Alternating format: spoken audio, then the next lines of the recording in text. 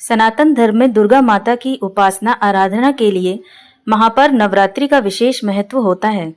नवरात्रि दो प्रकार की होती हैं। पहली प्रकट नवरात्रि और दूसरी गुप्त नवरात्रि। दोनों प्रकार की नवरात्रि साल में दो दो बार मनाई जाती हैं। इस तरह से साल में 4 बार नवरात्रि मनाने का विधान है।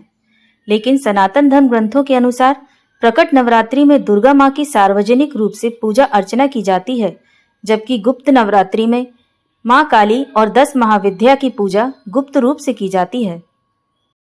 एक समय की बात है, ऋषि श्रृंगी भक्तजनों को दर्शन दे रहे थे और उनकी सभी समस्याओं का समाधान कर रहे थे। अचानक तभी भीड़ से एक स्त्री निकलकर आई और हाथ जोड़कर अपनी दुख भरी गाथा ऋषि श्रृंगी से कहने लगी कि मेरे पति हमेशा बुरी आदतों से घिरे रहते हैं, जिस कारण मैं कोई पूजा पाठ नहीं कर पाती, धर्म और भक्ति से जुड़े पवित्र कार्यों का संपादन भी नहीं कर पाती, यहाँ तक कि ऋषियों को उनके हिस्से का अन्न भी समर्पित नहीं कर पाती। मेरा पति मांसाहारी है, जुआरी है, लेकिन मैं माँ दुर्गा की सेवा करना चाहती हूँ। उनकी भक्ति आराधना से अपने परिवार के जीवन को सफल बनाना चाहती हूँ। ऋषि श्रृंगी महिला के भक्ति भाव से बहुत प्रभावित हुए। ऋषि ने उस स्त्री को आदर पूर्वक उपाय बताते हुए कहा, हे पुत्री, चैत्र नवरात्रि और शारदीय नवरात्रों से तो हम आम जनमानस परिचित हैं, लेकिन इसके अतिरिक्त 2 नवरात्र और भी होते हैं, जिन्हें गुप्त नवरात्रि कहा जाता है। उन्होंने कहा कि प्रकट नवरात्रों में 9 देवियों की उपासना होती है और गुप्त नवरात्रों में 10 महाविद्याओं की साधना की जाती है। इन नवरात्रों की प्रमुख देवी स्वरूप का नाम सवैश्वर्य कारिणी देवी है। यदि इन गुप्त नवरात्रि में कोई भी भक्त माता दुर्गा की पूजा साधना करता है तो माँ उसके जीवन को सफल कर देती हैं। ऋषि श्रृंगी ने आगे कहा, हे पुत्री, लोभी, कामी, व्यसनी, मांसाहारी अथवा पूजा पाठ न कर सकने वाला भी यदि गुप्त नवरात्रों में माता की पूजा करता है तो उसे जीवन में कुछ और करने की आवश्यकता नहीं रहती। उस स्त्री ने ऋषि श्रृंगी के वचनों पर पूर्ण श्रद्धा करते हुए गुप्त नवरात्रि की पूजा की। माँ भगवती उस पर प्रसन्न हुई और उस स्त्री के जीवन में परिवर्तन आने लगा और धीरे धीरे उसके पति के भी सभी बुरे कार्य छूट गए। उसके घर में सुख शांति आ गई। पति जो गलत रास्ते पर था, सही मार्ग पर आ गया। गुप्त नवरात्रि की माता की आराधना करने से उसका जीवन पुनः खिल उठा। इस गुप्त नवरात्रि की 10 देवियां हैं, जिनका नाम इस प्रकार से है, माँ कालिके, माँ तारा, माँ त्रिपुर सुंदरी, माँ भुवनेश्वरी, माँ धूमावती, माँ बगलामुखी, माँ मातंगी माता और माँ कमला। इनकी गुप्त नवरात्रि में पूजा की जाती है। तो भक्तों, जानो आज नवरात्रि का पहला दिन है, इसलिए आप सुनेंगे माँ काली की बहुत ही अद्भुत पौराणिक कथा, माँ काली के जन्म की कहानी।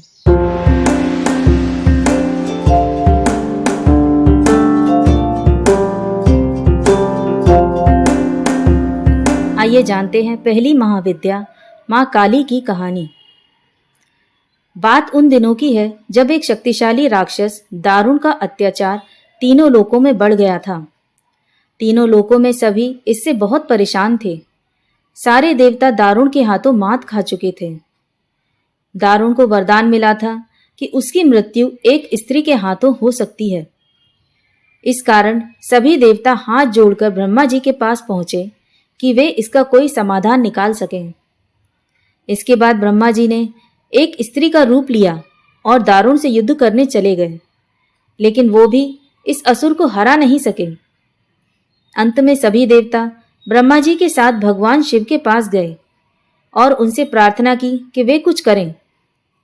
सभी की प्रार्थना सुनने के बाद शिवजी ने मुस्कुराते हुए माता पार्वती की तरफ देखा। उनका इशारा समझते हुए माता पार्वती ने अपनी शक्ति का एक अंश निकाला। वह एक चमकता हुआ तेज था जो देखते ही देखते भगवान शिव के नीलकंठ से होते हुए उनके शरीर में प्रवेश कर गया। इसके बाद भगवान शिव ने अपनी तीसरी आंख खोली और तीनों लोग थरथर कांपने लगे। भगवान शिव की तीसरी आंख खुलने के बाद वह शक्ति उनकी उस आंख से बाहर निकली जिसे देखकर वहां खड़े सारे देवता घबरा गए। उस शक्ति ने एक विशाल और रौद्र स्त्री का रूप ले लिया। उनका रंग रात सा काला गहरा और जुबान खून जैसी लाल थी।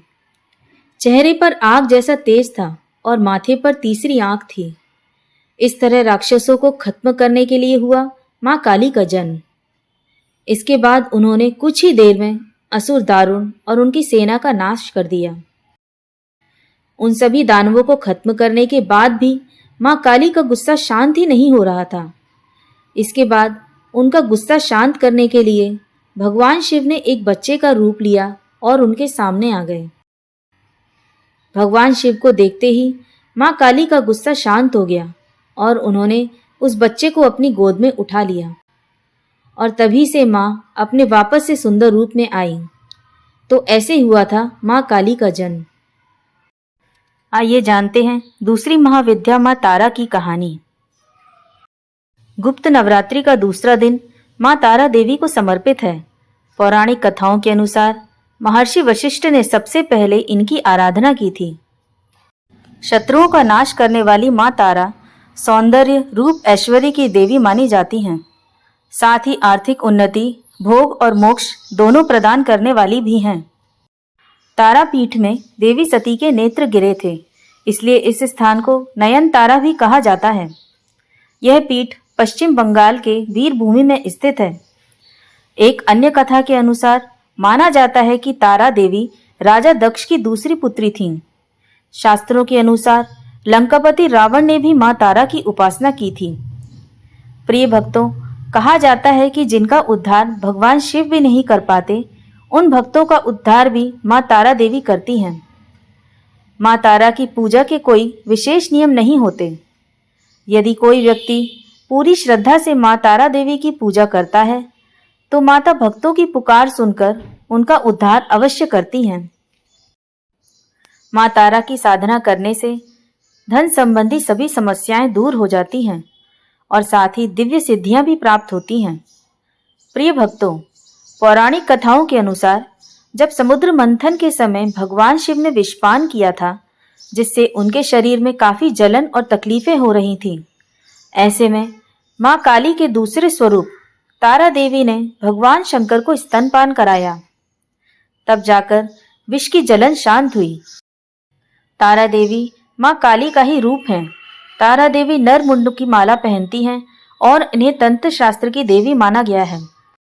अब हम सुनेंगे देवी तारा की उत्पत्ति कैसे हुई थी। पौराणिक मान्यताओं के अनुसार देवी तारा की उत्पत्ति मेरू पर्वत के पश्चिम भाग में चोलना नदी के तट पर हुई थी। हैग्रीव नाम के दैत्य के वध हेतु देवी महाकाली ने ही नील वर्ण धारण किया था। सर्वप्रथम स्वर्गलोक के रत्नद्वीप में वैदिक तथ्यों तथा वाक्यों को देवी काली के मुख से सुनकर शिवजी अपनी पत्नी पर बहुत प्रसन्न हुए। शिवजी ने महाकाली से पूछा, आदि काल में आपने भयंकर मुख वाले रावण का विनाश किया, तब आश्चर्य से युक्त आपका वह स्वरूप तारा के नाम से विख्यात हुआ। उस समय समस्त देवताओं ने आपकी स्तुति की थी तथा आप अपने हाथों में खड्ग, नरमुंड वार तथा अभय मुद्रा धारण की हुई थी। मुख से चंचल, जिह्वा बहार कर आप भयंकर रूप वाली प्रतीत हो रही थी। आपका वह विकराल रूप देखकर सभी देवता भय से आतुर होकर कांप रहे थे। आपके विकराल भयंकर रुद्र रूप को देखकर उन्हें शांत करने के निमित्त ब्रह्मा जी आपके पास गए थे। समस्त देवताओं को ब्रह्मा जी के साथ देखकर देवी लज्जित हो आप खड्ग से लज्जा निवारण की चेष्टा करने लगी। रावण वध के समय आप अपने रुद्र रूप के कारण नग्न हो गई थी तथा स्वयं ब्रह्मा जी ने आपकी लज्जा निवारण हेतु आपको व्याघ्र चर्म प्रदान किया था। इसी रूप में देवी लंबोदरी के नाम से आप विख्यात हुई। तारा रहस्य तंत्र के अनुसार भगवान राम केवल निमित्त मात्र थे। वास्तव में राम की विध्वंसक शक्ति देवी तारा की ही थी, जिन्होंने लंकापति रावण का वध किया। हम आपको इसी पर आधारित दूसरी कथा भी सुनाने जा रहे हैं। एक बार माता सती के पिता राजा दक्ष ने विशाल यज्ञ का आयोजन करवाया था। चूंकि राजा दक्ष भगवान शिव से द्वेष भावना रखते थे, और अपनी पुत्री सती के द्वारा उनसे विवाह किए जाने के कारण शुद्ध थे, इसलिए उन्होंने उन दोनों को इस यज्ञ में नहीं बुलाया। भगवान शिव इस बारे में जानते थे, लेकिन माता सती इस बात से अनभिज्ञ थी। यज्ञ से पहले जब माता सती ने आकाश मार्ग से सभी देवी देवताओं व ऋषि मुनियों को उस ओर जाते देखा तो अपने पति से इसका कारण पूछा। भगवान शिव ने माता सती को सब सत्य बता दिया और निमंत्रण ना होने की बात कही। तब माता सती ने भगवान शिव से कहा कि एक पुत्री को अपने पिता के यज्ञ में जाने के लिए निमंत्रण की आवश्यकता नहीं होती है। माता सती अकेले ही यज्ञ में जाना चाहती थीं। इसके लिए उन्होंने अपने पति शिव से अनुमति मांगी, किंतु उन्होंने मना कर दिया। माता सती के द्वारा बार बार आग्रह करने पर भी शिवजी नहीं माने तो माता सती को क्रोध आ गया और उन्होंने शिव को अपनी महत्ता दिखाने का निर्णय लिया। तब माता सती ने भगवान शिव को अपने 10 रूपों के दर्शन दिए, जिनमें से दूसरी देवी तारा थी। यानी कि यही 10 रूप 10 महाविद्या कहलाए। बोलो जय शिव शंकर, जय माता दी। मित्रों, अगर वीडियो आपको पसंद आया है तो प्लीज़ इसे लाइक और शेयर ज़रूर कीजिए। साथ ही चैनल को सब्सक्राइब करके नोटिफिकेशन की बेल आइकन ज़रूर दबाएं। धन्यवाद।